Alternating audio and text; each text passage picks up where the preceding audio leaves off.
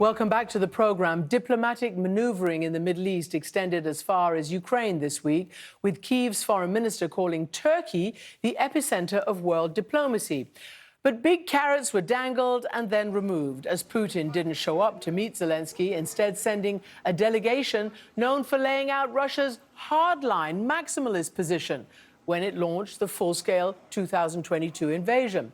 According to experts, Putin also seems to be dissing the only leverage he has, a relationship with President Trump. I asked former Ukrainian Foreign Minister Dmytro Kuleba about where this crisis stands now. He joined me here in London. Welcome to the program. It's good to be back. You know a lot about these meetings. Describe what you think happened. I mean, was it ever serious that Putin was going to come? No, absolutely. And he was actually clear. He never promised to come. He said he was ready to resume negotiations. And that kind of throws everything back to the spring of 2022, when Ukrainian and Russian delegations were seeing each other. But it didn't really have any impact on the course of the war. And I'm afraid that story will repeat itself again. What do you think? I don't know whether you've seen the list of names of the Russian delegation, but they seem to be much lower level than people expected. No foreign minister, no chief of staff, obviously no Putin. Well, you know, there are phony wars that we know from history, and now we have a case of phony diplomacy. You see, there is a symbolism in the delegation that President Putin sent to Istanbul this time, because the head of this delegation is exactly the same person who led the Russian delegation 3 years ago. And it did not deliver 3 years ago. I'm afraid it will not deliver now. So he just reinforces his message that he's willing to negotiate. But the question is, if you're willing to negotiate, why did you attack at all? Okay, why did you attack? You could say, well, he thought he was going to get, all of Ukraine famously, as everybody says, in 2 to 3 days. It obviously didn't happen. It's been more than 3 But he still years. believes in this. No, come on. No, he does. I assure you. It's just, for him, it's a matter of, the difference between him and President Zelensky and European leaders is that they are bound by electoral cycles, even if they are interrupted by the war. But Putin isn't. He has a long, eternity ahead of him. So what, he still eventually believes in getting Ukraine? One way or another, absolutely. So what can, for instance, a new administration seek to change in this dynamic, a new American administration? Putin can put his plan on hold. I don't think he will ever be able to abandon the idea of subjugating Ukraine, because that's his whole mission. But there are very specific and clear instruments how to make him put his plans on hold, to delay them, and therefore buy time. First and foremost, it's oil. I mean, his war machine runs on oil, on money, on oil revenues. And this is the real needle that can make him change his mind. So President Trump has, on and off floated the idea of sanctions. Is that what you expect President Trump to do? He himself said nothing is going to change on the battlefield or around the negotiating table unless he meets with Putin. In diplomacy, to make someone change his position, you have to strike the right balance between sticks and carrots, right? So the carrot here is when Donald Trump says, Vladimir, let's meet, let's see what we can do together. And the carrot, and the stick is, if you do not end the war, then this and this bad and that bad thing will happen to you. What we've seen so far were all the sticks were going to Ukraine and all the carrots were going to Russia. I mean, by definition, by the very kind of fundamentals of diplomacy, it doesn't work. Second thing to do is to continue supporting Ukraine militarily, because Putin's evaluation is that the West faltered. The West does not exist anymore. The United States walked away. The moment will come when Ukraine will begin to become weaker, and that will be his opportunity. Can I ask you, though, from President Biden's administration, you had pretty much a long-term commitment for diplomatic and military help. The slogan was, for as long as it takes. You remember that.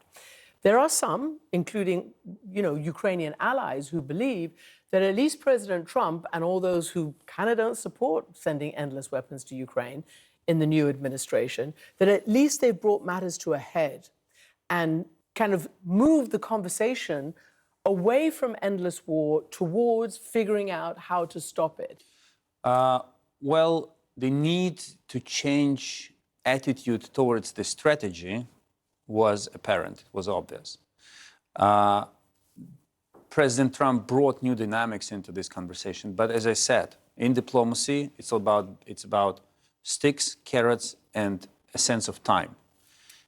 And you cannot achieve a result if you give all the sticks to Ukraine that was attacked and all the carrots to Putin. Because who attacked? Because he just doesn't. Don't you think it's changing a little bit, that President Trump is less, sticking it to Ukraine? It is changing a little bit, but I can tell you that in terms of reaching a ceasefire, today we are in exactly the same moment as we were 4 months ago in January, or 6 months ago, or even 8 months ago. Everything we've seen so far, let's be clear about it, these were not negotiations about ceasefire. These were maneuvers to keep President Trump on his side. Putin's maneuvers. And Zelensky's maneuvers as well. He was also maneuvering to avoid Trump's wrath and anger and moves which would put Ukraine into an even weaker position. Is there a struggle in Europe, the idea of having to choose between giving their weapons and ammunition to Ukraine or having to fill the massive gap that the Trump administration has created for their own security? Do you think the Europeans have what it takes?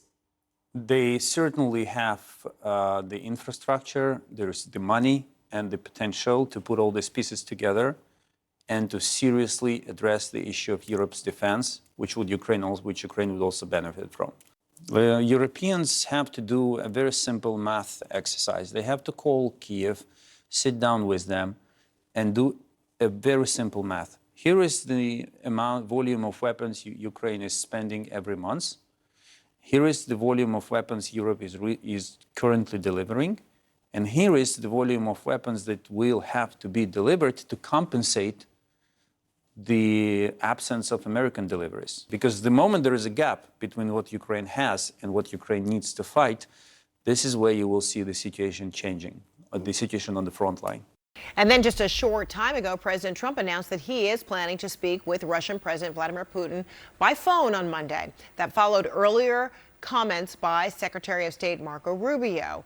He is in Rome ahead of the Pope Leo's inaugural Mass tomorrow. Rubio says the Vatican could have an important role to play in creating peace in Ukraine. We thank the Holy See for its willingness to be involved in this process. Obviously, there are a number of countries that have offered that as well, but we think it would be we'll talk about that, the status of the talks, the updates after yesterday, and the path forward. It certainly is a place that I would think that both sides would be comfortable coming. So we are grateful for their longstanding efforts, not simply on trying to broker peace, but on the exchanges of prisoners. There are children that have currently been taken from their homes that the Ukrainians would like to see returned, and the Holy See has been very involved in that regard. So we'll talk about that and all of it, and obviously always grateful for the willingness of the Vatican to play this constructive and positive role. CNN's Vatican correspondent Christopher Lamb has more.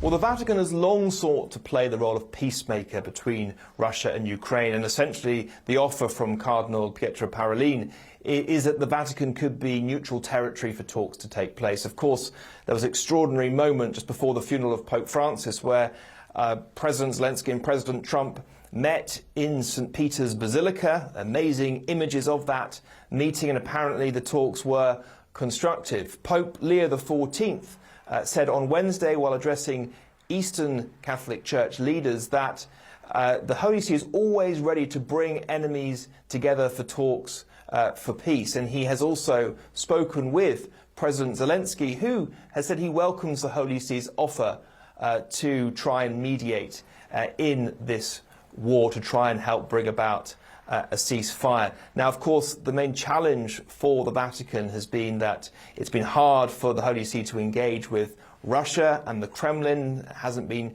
clear that they've had a very high level of dialogue with the authorities in Russia and the Russian Orthodox Church. But a Russian official telling me that they will consider the Vatican's offer. They've been considering it as it's been on the table for some time. But it, of course, depends on the details and the officials saying goodwill from the Ukrainian side. But clearly, the Vatican, Pope Leo, seeking to try and offer what they can to try and bring about peace and an end to the war between Russia and Ukraine. Christopher Lamb, CNN, Rome.